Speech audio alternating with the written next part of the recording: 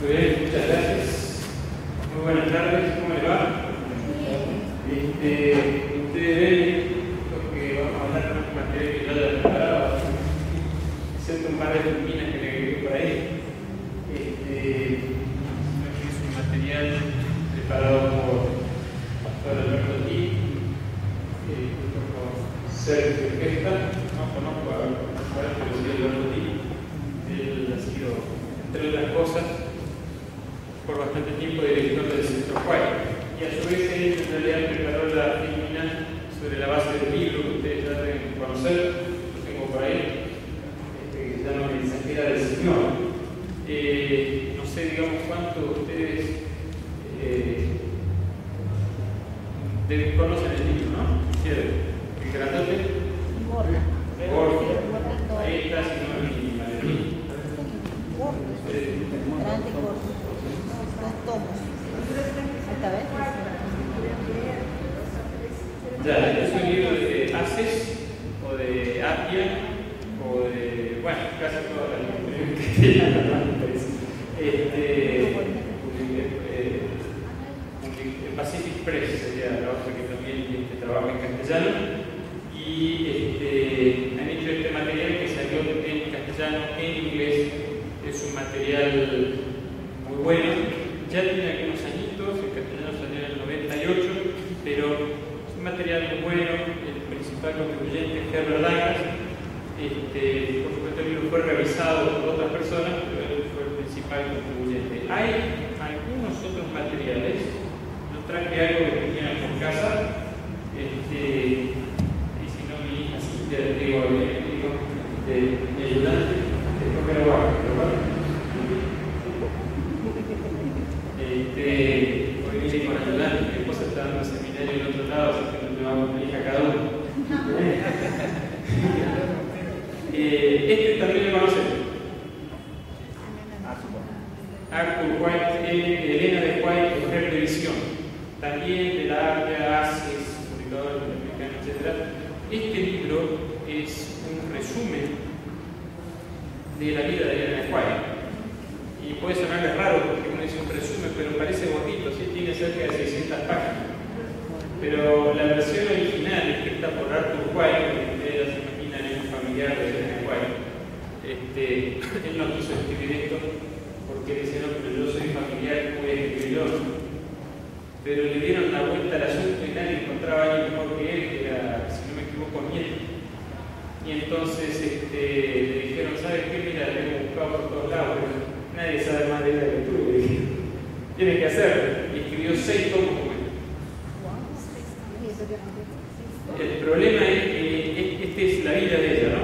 El problema es que los 6 tomos son, imagínense, más o menos todos de este tamaño. La otra vez cuando se lo mostré, este es un resumen, ese es el resumen. La que es el original, sí, pues el otro es así. Claro, muy completo, pero no es un material tan manual, porque claro, ya son 6 tomos como estos. Entonces decidieron hacer una versión resumida, entre comillas, de solamente unas 570 y algo de páginas.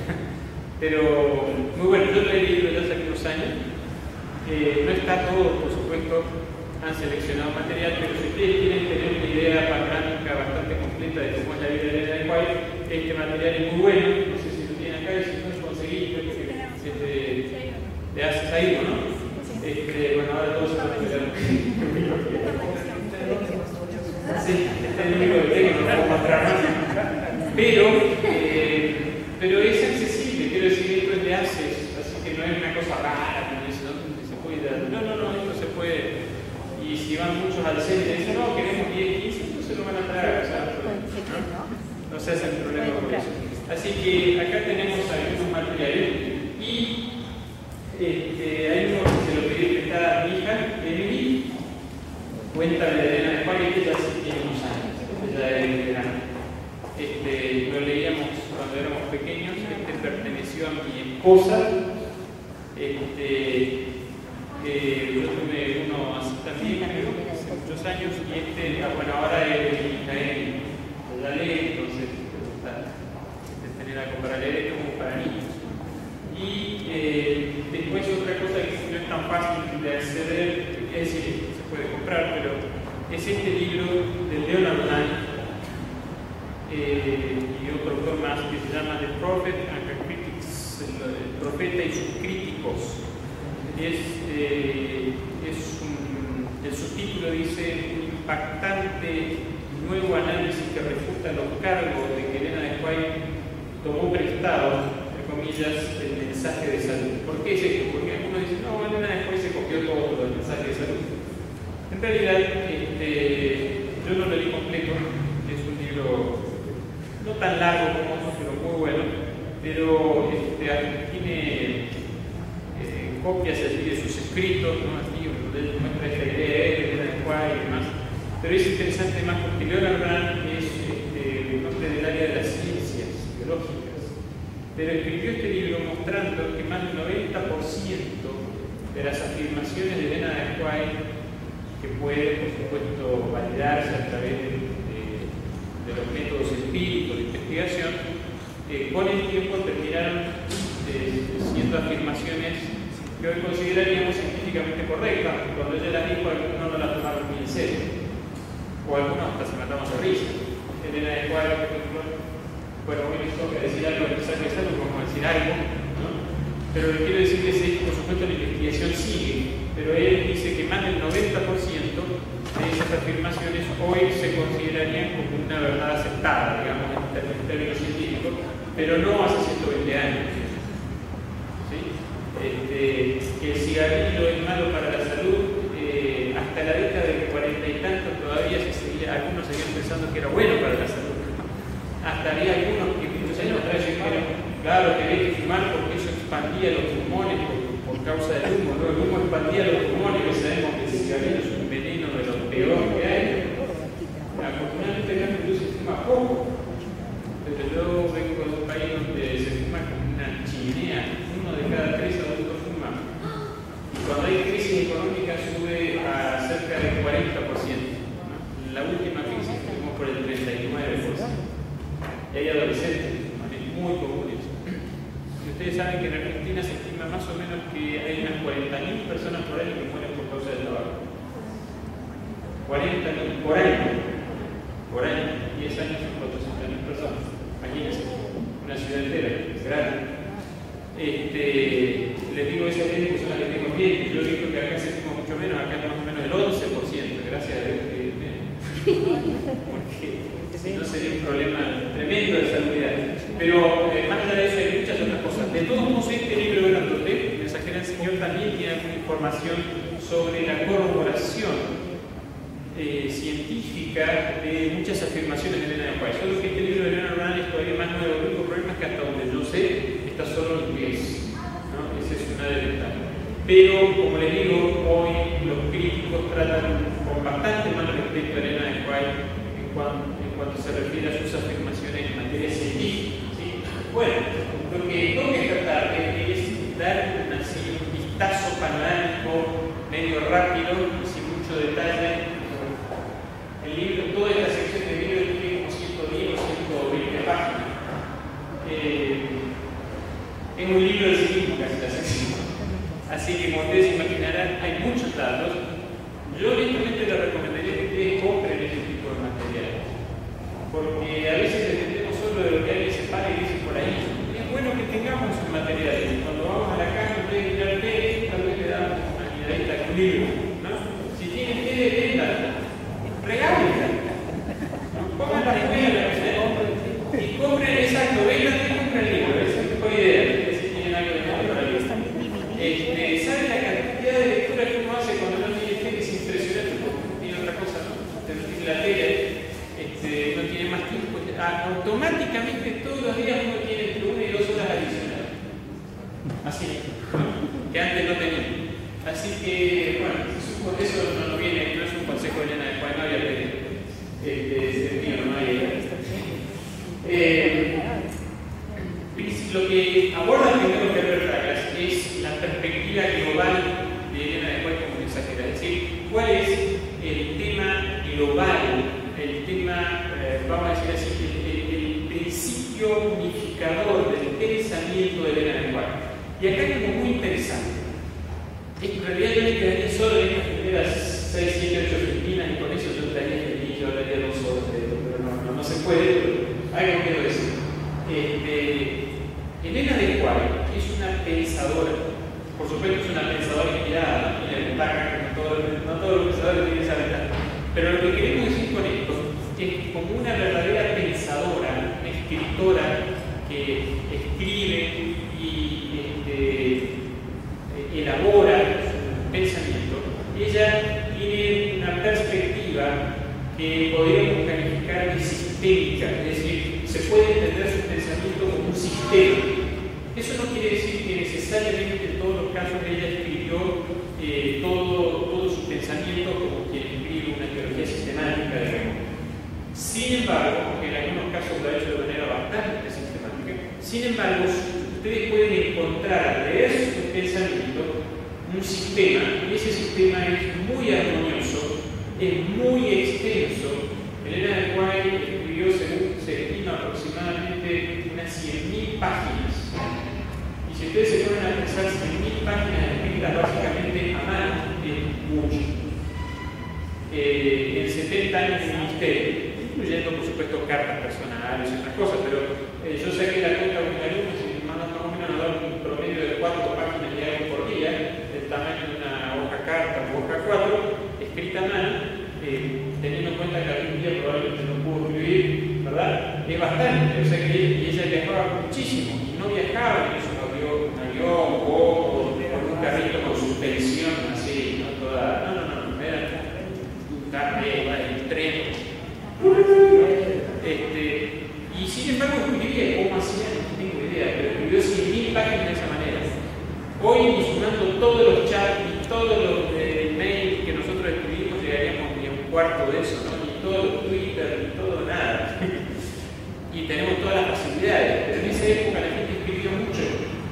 ¿Sí? No hablaba por teléfono, si quería comunicarse escribía, todo era escribir. Y lo que encontramos en Elena de White es un pensamiento que nosotros podemos ver como sistémico.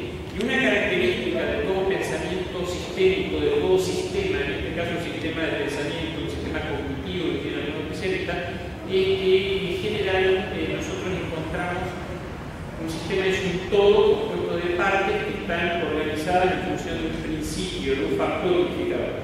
Y nosotros encontramos que su pensamiento es un todo, por supuesto con distintas partes, y hoy vamos apenas a estudiar un poquitito en algunas de las, explicar un poquitito en algo del pensamiento de ella con respecto al mensaje de salud, el pensamiento educacional, el tema social, cómo manejar el tema social. Ella tiende a tener ese pensamiento sistémico y hay un factor organizador, un factor unificador. ¿Sí?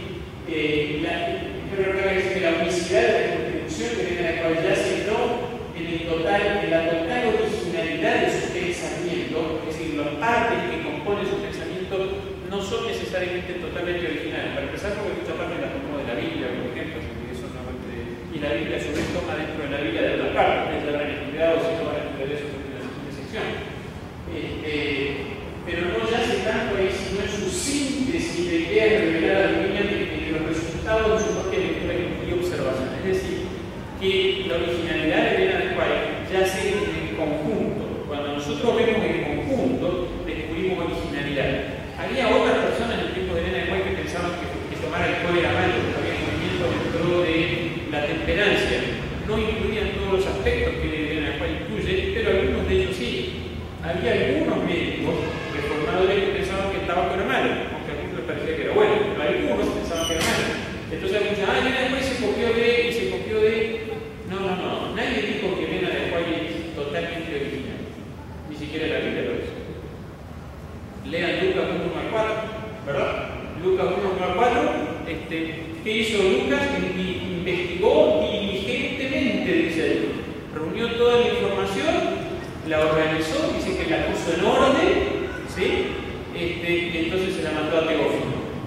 Ahora, ¿qué hay de original en Lucas? Cero. Todo lo que él encontró se lo dijo a alguien o lo encontró en algún otro lado, porque Lucas no fue discípulo de Jesús, así que él no pudo haber generado esa información. Originalidad, cero. Algunos de los otros evangelios son un poco más originales. Juan tuvo directo contacto con Jesús y de pronto encontramos que hay cosas que solo las dice Juan y es probable que él las haya salido de primera fuente, ¿verdad? En el caso de Lucas hay algún material que solo está en Lucas, pero difícilmente es una cosa que él descubrió directamente, alguien se lo dijo o alguien se lo escribió, ¿verdad? Alguna otra fuente. Fíjense, para avalar esto que estoy diciendo, solamente puse una, no la vamos a ver todas, pero en realidad podría haber puesto varias, que estaba entusiasmado porque esto yo le hablo a mis alumnos y uno vibra cuando habla de esto, ¿no? Pero fíjense lo que ella dice con respecto al santuario, por ejemplo. Dice: el asunto del santuario fue la clave que aclaró el misterio del desengaño en 1844. Reveló todo un sistema de verdades que Elena después se dedicó a exponer en el transcurso de su vida. Sistema de verdades. Durante las últimas décadas nosotros no nos hemos dedicado tanto a analizar el conjunto de las verdades bíblicas que nosotros atesoramos como adventistas del séptimo día desde el punto de vista del sistema. Desde el surgimiento de las universidades adventistas hay una tendencia que nosotros estudiamos la verdad desde el punto de vista del texto, y no es que eso esté mal, ¿no? Lo que los textos llaman exégesis, hacen exégesis, tienen la palabra en el griego, en el hebreo, y esta se relaciona con esta otra lista, ¿no? Y entonces están los alumnos de teología dan sus seminarios, es un verbo hebreo, es un cal perfecto que va, no está mal, eso está bien. Pero nuestros pioneros no estaban a veces tan preocupados por ese tipo de detalles, que seguramente algo se estudiaban, tenemos eruditos de la talla de años, pero sí estaban más interesados en el sistema, en el conjunto, ver cómo todo armonizaba en el conjunto, ¿sí? Y Elena después menciona un factor clave: el asunto del santuario fue la clave, o sea que nosotros podemos encontrar en el tema del santuario algo que podríamos considerar como una suerte de principio unificador. Sí, pienso que sí, ¿sí? Este sistema de verdades se formaba un conjunto armonioso, wow, ¿no? Demostraba que la mano de Dios había dirigido al gran movimiento adventista y al poner en manifiesto la situación y la obra de su pueblo indicaban cuál era su deber de allí en adelante. Como los discípulos de Jesús después de la noche terrible de su angustia y desengaño, se gozaron viendo al Señor. Así también se regocijaron ahora los que habían esperado con fe su segunda venida, ¿sí? La última venida, la luz del santuario iluminaba lo pasado, lo presente y lo porvenir. Supieron que Dios les había guiado por su providencia infalible. ¿Qué tal? Hay otras declaraciones de tipo, pero cuando nosotros vamos escarbando, vemos que el tema del santuario es un tema central, porque cuando nosotros comprendemos la verdad del santuario, también comprendemos otro asunto que está estrechamente ligado, casi diría que en ciertos modos es el mismo asunto en el fondo, ¿no? Pero ustedes habrán oído hablar acerca de esto, el tema del gran conflicto. ¿Sí? Ahora, ¿cuál es el factor unificador? ¿El tema del gran conflicto o el santuario? Bueno, ella dice que el santuario fue la clave que les permitió comprender un sistema de verdades. Pero ella tiene un tema que reaparece con frecuencia en los escritos y es una especie de factor unificador justamente, que es justamente la cuestión del gran conflicto entre el bien y el mal. Todos los otros temas van encajando ahí. ¿Por qué ella le da importancia al santuario? Porque cuando los primeros adventistas descubren que hay un santuario celestial, ¿sí? Entonces empezaron a ver todo lo demás de otra manera y empezaron a armar de a poco un sistema doctrinal, ¿sí? Que fue organizándose a través del tiempo y del estudio, particularmente y especialmente los primeros 4 o 5 años, ¿sí? Hasta 1848, aunque después hay otras cosas que van a aparecer después, hasta tiene entrada de acá del 60 y hasta del 70, si queremos plantearlo de otra manera. Pero hay un sistema que se va consolidando y que se puede entender en el marco de este gran conflicto entre el bien y el mal. El santuario les permitió entender el tema del gran conflicto porque permitió entender la perspectiva cósmica, ¿sí? Desde la cual Dios ve las cosas. Es un poco lo que nosotros encontramos en el libro de Job,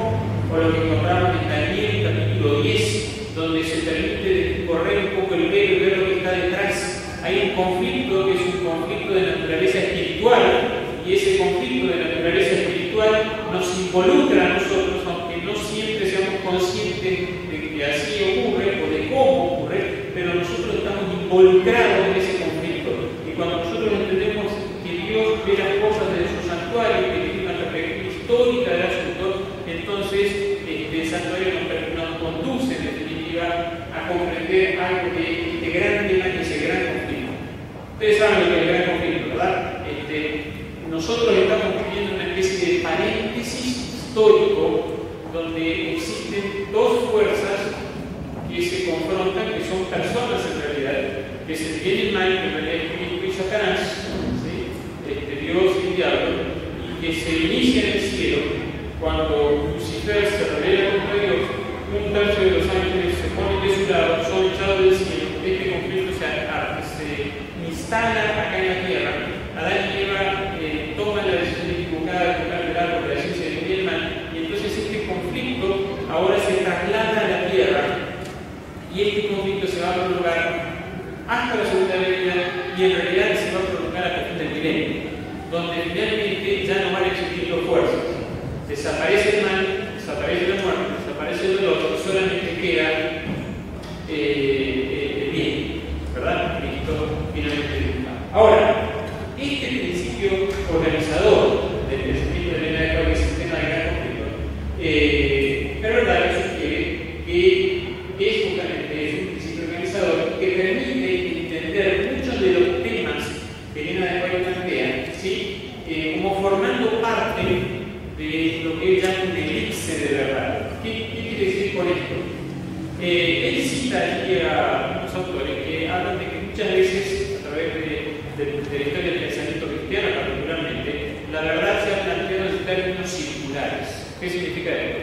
Es una manera de conceptualizar el problema. Hay una verdad, un conjunto de verdades, que es un círculo que tiene un asunto central, y todo tiene que ajustarse en base a eso. Pero lo que nosotros encontramos en Elena de White es que ella mete varios temas, y que esos temas parecen no estar en contraposición. Es decir, el pensamiento cristiano tiene un sistema de pensamiento con una cuestión, un tema eje, y tienen otro círculo, otro sistema de pensamiento con otro eje, y puede ser que esos dos círculos tengan alguna cosa en común, pero en esencia ustedes tienen que elegir uno o el otro, los dos no pueden. O es Platón o es Aristóteles, o es Agustín o es Tomás de Aquino. Encontramos un poco ese fenómeno. Pero Elena de White a veces involucra una cantidad de temas y no los pone en tensión. ¿Ustedes saben cuál es la diferencia entre una elipse y un círculo? Yo no soy matemático ni nada por el estilo. Pero en una elipse ustedes tienen como si fuera dos, digamos, es como si ustedes tuvieran dos centros y no uno. ¿Se dan cuenta de eso? Puede tener uno acá y uno acá, supongamos, ¿sí? Y puede ser